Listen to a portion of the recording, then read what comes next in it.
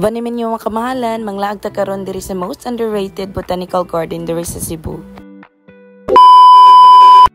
Mugikan mo sa Cebu proper mga kamahalan, it will take more or less than 1 hour. Pasensya na din mo sa kunting mga kamahalan no kay murag napaga og giubog kita diring dapita. Sa wala pa din nakabalo mga kamahalan no diri di ang venue sa among prenup. Ang location ni mga kamahalan nasa Balamban, Cebu City.